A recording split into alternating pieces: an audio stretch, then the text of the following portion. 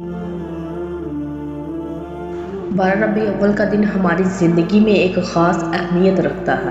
اس دن ہمارے پیارے نبی حضرت محمد رسول اللہ صلی اللہ علیہ وسلم اس دنیا میں تشریف لائے اور لوگوں کو اللہ کا سیدھا اور سچا راستہ دکھایا۔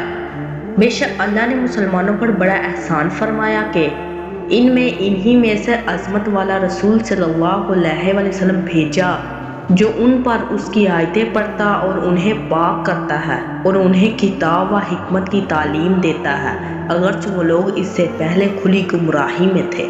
اے اہل کتاب، بے شک تمہارے پاس ہمارے یہ رسول تشریف لائے ہیں جو تمہارے لیے بہت سی ایسی باتیں واضح طور پر ظاہر فرماتے ہیں جو تم کتاب میں سے چھپائے رکھتے تھے، اور تمہاری بہت سی باتوں سے درگزر بھی فرماتے ہیں۔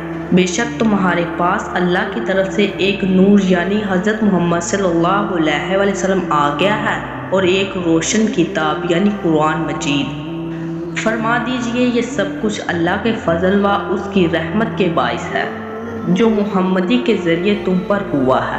بس مسلمانوں کو چاہے کہ اس پر خوشیاں منائیں، یہ سب سارے مال و دولت سے کہیں بہتر ہے جسے وہ جمع کرتے ہیں۔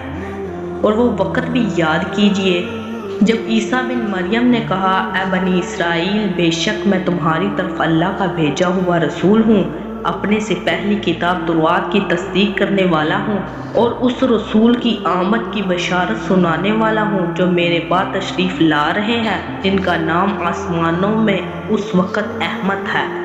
پھر جب وہ رسول آخر الزمان واضح نشانیاں لے کر ان کے پاس تشریف لے آئے تو وہ کہنے لگے، یہ تو کھلا جادو ہے۔